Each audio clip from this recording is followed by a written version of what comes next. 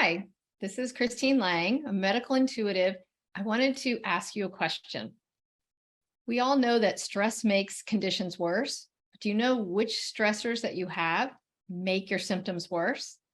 Tune in today and every weekday this month for live short mini readings to help you put those puzzle pieces together. Today, the first person we have is Anne, who's calling in from France. So thank you, Anne, for joining us. Thank you for having me. Yes. And when you wrote in and entered to win a spot here, you said you were having food intolerances and slow digestion, all the joys that come with food intolerances, slow digestion, gas and bloating and all of that for about 25 years. So I have that right? Yeah. Okay. And how old approximately were you when it started? What was going on in your life then?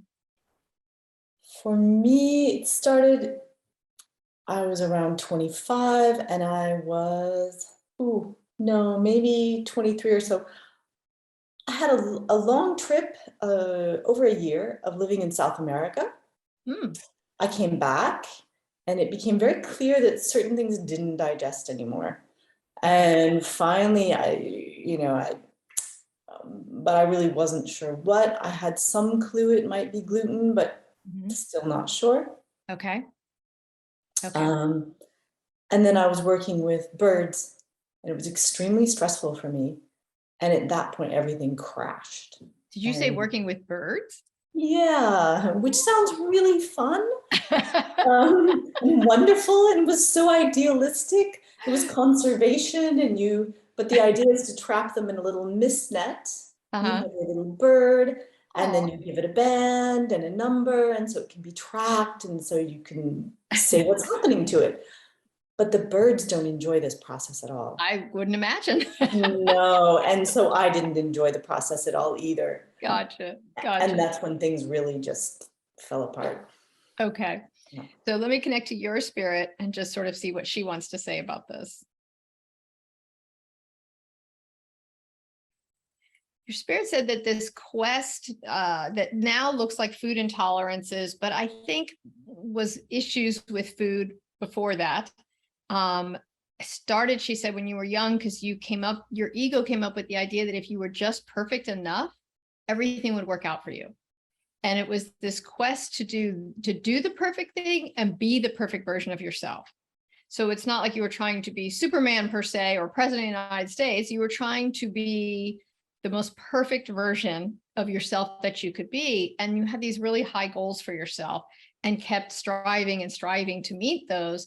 And some of them were idealistic and some of them were just really unrealistic based on the culture, perhaps. But you were very hard on yourself, she says. And then, does this resonate for you? Yeah, it does. Okay, I'm sorry. No, there was a very big, if you're overweight, you're not lovable issue in my family. So yeah. Okay. Because it felt like it started with restrictions, which then matches what you're saying, right? Okay. So in order to be loved, you had to be thin. And then I feel like it stretched even beyond that. Like, okay, now you're thin, but you still have to be these other things. Like there was always more in terms of qualifications that you had to have in order to be lovingly accepted by your family. Does that resonate? Yeah, it does. Okay. And so that got then internalized to your body as it's never quite right. And so now in that current reiteration, what that looks like is the food is never quite right. And she said, if you can flip it around and look at it from the other side, when you look at your digestive system, she said, you're having trouble digesting this life, meaning life shouldn't be this hard, this unfair, this many hurdles to get over in order to be loved, especially by family and people close to you. So you're having trouble digesting that system. And your spirit said that's because your intuition is telling you it doesn't need to be that way. Does that resonate? It does. Yeah. Okay. And so your spirit said your intuition is accurate. And that doesn't mean just go and eat every single thing you want right now, but it means to start looking for where you can soften around the edges and where you can say, I really think that the people that I care about and who care about me, we kind of like our imperfections as well as our perfections, right? And there's this gentleness that I bring to myself and to recognize that your family of origin had that standard of, if you're thin enough, you're more lovable, because they didn't know, they didn't understand the rules of the game. Why are these people more successful? Why are these people more powerful? Maybe it's because of how they look. Maybe it's because they drive this kind of car, right? So they were sort of grasping at straws. And I feel like your mom in particular landed on, if you're thin, that's going to do it, especially if you're a woman, right? And so it's, we can be sad that they have this faulty logic and this faulty premises that they believed. But your spirit said, now your intuition is accurate, and to trust it. And the more you start trusting yourself of, it's not, I can't have this food, or I can, it's what honors my body right now. This meal, what is it craving?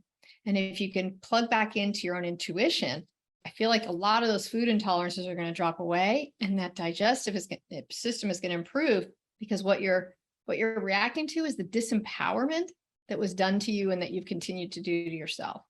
That I'm never quite good enough, and I've got to just do it differently. I've got to eat better, right? And better and better and better becomes so restrictive and so kind of crazy that nobody can live that way. Right. Yeah, exactly. Yeah.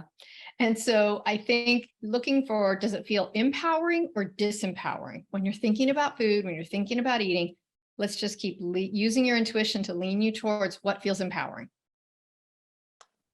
Does that resonate for you? Sounds wonderful. Yeah, lovely. Because I really resonate with what your spirit says of you are having trouble digesting the rules of the game that you were taught as a kid, right? If the rules are, you got to be really thin and you got to do all these things perfectly, and then people will love you. I don't want to play that game either, right? Because none of us are going to succeed. And it's your body's way of sort of quitting on that. But I think if you can say, you know what, those are some people's rules to the game. That's not the game I play. It's not the game my friends and loved ones play. So I'm going to live my truth and step back into that. I think you can do a lot to heal that. I had a feeling it was undigested emotions, but which ones? Right. Sometimes we need the specifics of that. Yeah. So thanks for coming on the show and being willing to talk about it with me. Yeah, thank you so much. Bye. Yeah.